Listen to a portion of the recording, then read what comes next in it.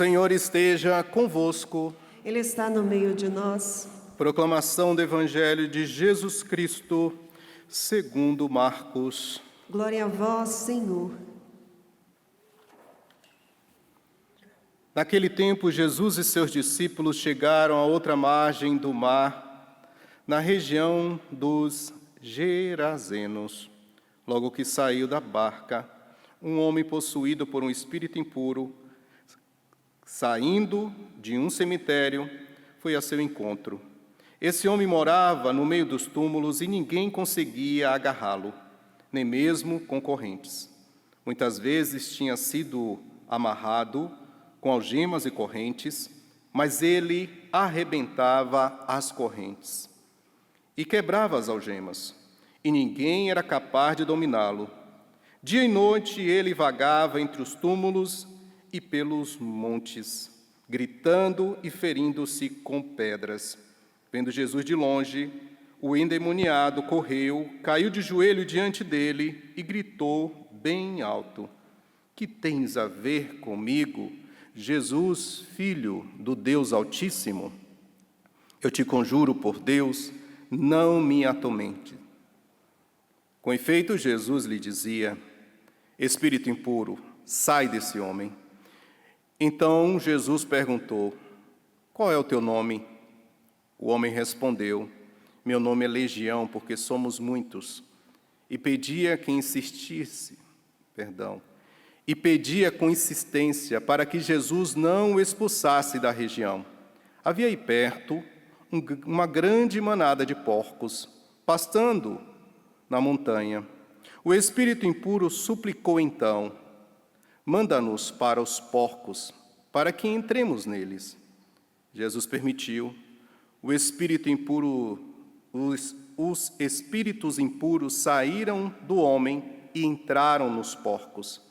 E toda a manada, mais ou menos umas 2.000 porcos, atirou-se monte abaixo para dentro do mar, onde se afogou. Os homens que guardavam os porcos saíram correndo e espalharam a notícia na cidade e nos campos, e as pessoas foram ver o que havia acontecido. Eles foram até Jesus e viram o endemoniado sentado, vestido no seu perfeito juízo, aquele mesmo que antes estava possuído por legião, e ficaram com medo. Os que tinham presenciado o fato explicaram-lhe o que havia acontecido com o endemoniado e com os porcos. Então começaram a pedir que Jesus fosse embora da região deles. Enquanto Jesus entrava de novo na barca, o homem que tinha sido endemoniado pediu-lhe que o deixasse ficar com ele. Jesus, porém, não permitiu. Entretanto, lhe disse: "Vai para casa, para junto dos teus, e anuncia-lhes tudo o que o Senhor, em sua misericórdia, fez por ti." E o homem foi embora e começou a pregar na Decápole tudo o que Jesus tinha feito por ele, e todos ficaram admirados. Palavra da salvação. Glória a vós, Senhor.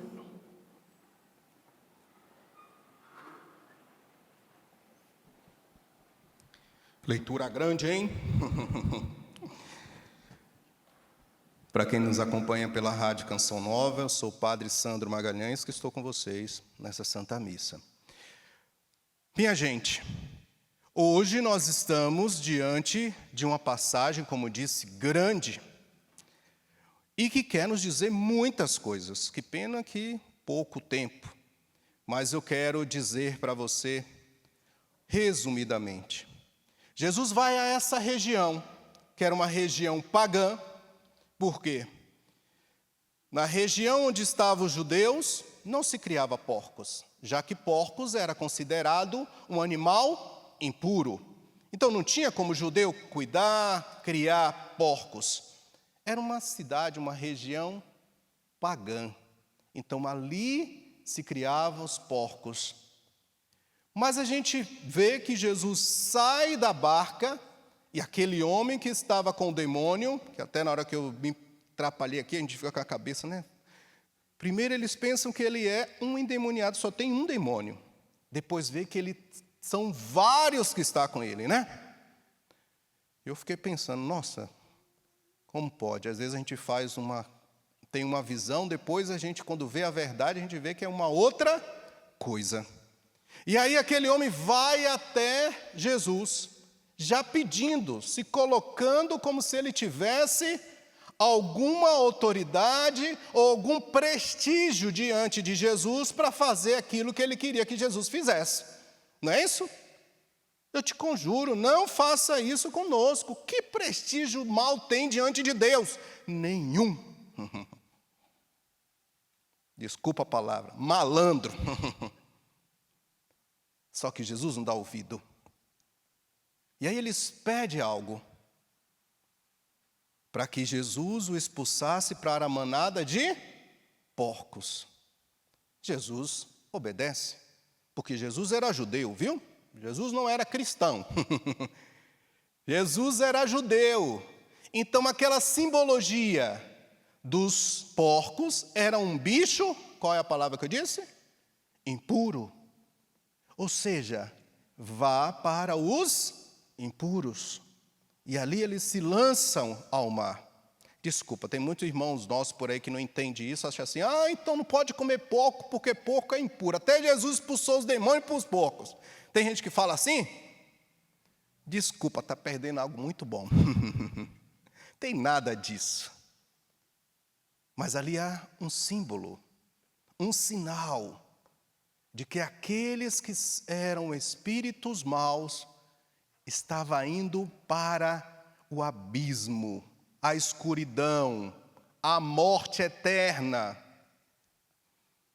Só que a gente vê algo muito interessante aqui que sempre nos chama a atenção.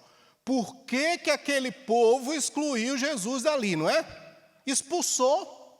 Veja, Jesus tinha feito uma graça, libertou aquele homem, expulsou os demônios, né, que estavam ali, legião. Eles poderiam abraçar Jesus e falar, agora nós temos um Senhor que veio aqui nos libertar, tirar, olha o que ele fez com a vida desse homem. Mas pelo contrário, eles expulsam Jesus, tiram Jesus daquele lugar. Por quê? Segundo alguns estudiosos, ele mexeu com dinheiro. Porque Jesus mandou aquele monte de demônio para os porcos e os porcos morreram, né?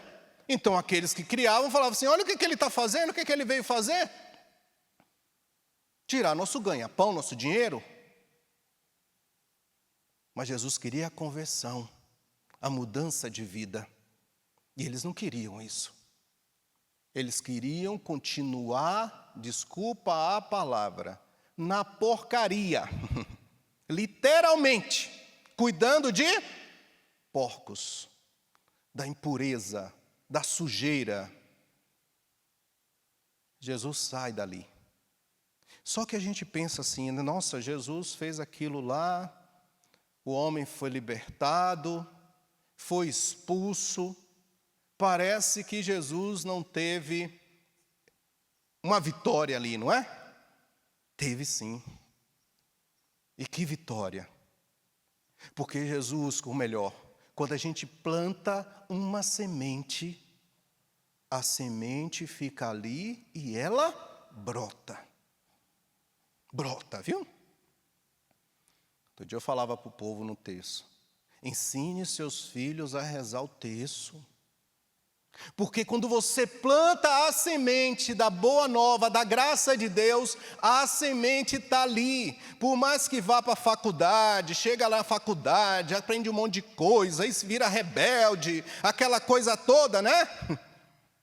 Aí depois, quando vem para o dia, para a vida real, percebe que o que aquele professor, doutor, pós-doutor, sei lá o que, falava tanta coisa ruim da igreja, vê que não é nada daquilo, porque na vida real as pessoas vivem a fé. Vivem a fé e é a fé que move a vida de cada um na esperança. Mas eu quero voltar ao que eu estava falando. Jesus deixou a semente ali, Aquele homem que tinha sido liberto foi aquela semente que Jesus deixou naquele lugar que não estava acolhendo ele, que não acolheu. Mas aquele homem não fica quieto. Olha, é interessante porque em outros momentos Jesus fala assim, ó, não fale para ninguém o que aconteceu com você. Não é isso que Jesus fala? A gente ouve várias vezes esse refrão. Fique em silêncio, não precisa falar. Mas só que aqui é o contrário. Quando aquele homem quer seguir Jesus, Jesus fala assim, ó, vai para a sua casa e fala à sua família o que Deus em sua misericórdia fez na sua vida. Voltando um pouquinho de novo. Olha como a gente precisa educar os nossos filhos, nossos netos na fé, não é? Porque é na família, é na casa que acontece o encontro, o primeiro encontro da nossa fé precisa ser na nossa casa. Repita, aquele homem era pagão, o povo que morava ali era pagão. Aquele homem foi falar da misericórdia de Deus, levar a família a encontrar com Deus que eles não conheciam. Como a gente faz? O filho está lá, ensina a fazer o sinal da cruz, não é? Os primeiros sinais, a criança faz o sinal errado, mas está caminhando, depois aprende. Você ensina uma oração simples, a criança aprende. Ave Maria, o anjo da guarda, vai aprendendo as orações mais simples, fazendo essa experiência com a sua fé, deixando essa semente ser plantada. Assim aconteceu com aquele homem, ele foi para casa e ali ele plantou a semente germinou na casa dele, ele já foi para outro lugar, foi levar a palavra também, é assim a vida de qualquer cristão. A gente não fica parado só na nossa casa, a gente quer levar o outro a conhecer também aquele amor que eu recebi, aquela graça que eu recebi, ele precisa ser tocado pelo amor de Deus. Abra um parêntese aqui. Cristão de verdade faz isso. Quer levar o outro a encontrar com Deus. Quando a gente tem um olhar humano, ou melhor, a lei antiga, olho por olho, isso não é nada cristão, viu? Só que a gente tem isso dentro da gente. Quando a gente vê uma pessoa fazendo, desculpa, padre, falar assim, viu? Tem muita gente que não vai gostar do que eu vou falar, mas eu vou falar. Quando a gente vê uma pessoa cometendo um crime, e a pessoa morre, sei lá, a gente fala, menos um, acabou. Mas a gente tem que se preocupar, Jesus, será que ele encontrou o seu amor? Porque a gente quer julgar a pessoa, quer levar a pessoa para o inferno. Mas o mesmo amor que Deus tem por você, tem por mim, Deus tem por ele. A gente precisa ter essa preocupação também como cristão. De levar o outro a encontrar Jesus, a rezar pelo outro, que às vezes está lá com o olho cheio de sujeira e não consegue enxergar a presença de Deus. Mas hoje a gente está muito forte na nossa sociedade, olho por olho, dente por dente. Isso não é ser cristão. Ser cristão é amar o seu próximo como a ti mesmo. É fácil? Não. Jesus saiu de lá, de onde ele morava, pegou o barco, foi lá em uma região que ele sabia que era pagã, curou aquele homem, libertou aquele homem, o povo expulsou ele de lá, ele poderia falar, vou sacudir meu pé aqui, vai cair tudo sobre... Foi isso que ele fez? Não, entrou no barco e vamos embora. Fique aí, leve a boa nova à sua família. Muitas vezes a gente passa por isso. A gente quer, se pudesse, botar fogo e queimar outra pessoa, os lugares onde a gente passa, a gente faria. Mas cristão que é cristão não faz isso. Olha para Jesus, olha para o amor que ele teve por esse homem e tenha certeza que ele quer isso, que ele quer que cada um de nós façamos isso também. Hoje a igreja celebra São Brás. São Brás que viveu no ano 300. E ele, naquela época, existia muita perseguição. Por isso a igreja se veste de vermelho, porque ele foi mártir. Deu a vida por causa do nome de Jesus. Era médico. Mas ele queria fazer algo a mais. E ali estava iniciando a vida, vamos dizer assim, monástica, mas não era nem isso ainda. As pessoas como Santo Antão estavam vivendo a sua oração ali nos cemitérios, sozinho. E São Brás vai fazer isso. Ele vai morar em uma caverna para rezar, só que quando a pessoa tem um dom, não tem jeito, né? Não consegue esconder. E aí as pessoas começaram a ir até São Brás. Ele era médico, rezava pelas pessoas, curava a pessoa fisicamente e espiritualmente. Ele tinha uma graça tão grande que até os animais selvagens que ficavam por ali começou a aproximar dele. Só que o prefeito daquele lugar era perseguidor. Sabendo daquilo, os guardas foram levar para o prefeito prendeu São Brás. E, claro, nessa época ele já era bispo. E ele foi ali, sendo machucado aos poucos, para que ele renunciasse à fé. E ele não renunciou. Preso, passando por dificuldade, por dores, as pessoas iam até a prisão atrás de São Brás. Até que vem a história mais importante para o que hoje a gente conhece São Brás. Uma criança tinha se entalado com uma espinha. E a mãe, naquele desespero, levou a criança até São Brás, que estava preso.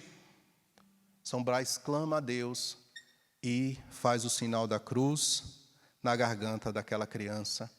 E a garganta, ou melhor, o espinho, desentala ali e a criança sobrevive, que já estava morrendo. A partir daquele momento, até hoje, a gente conhece essa grande experiência. Por isso que a gente pede para que São Brás abençoe os males da garganta. Foi dessa situação, dessa criança, que foi salva por essa bênção.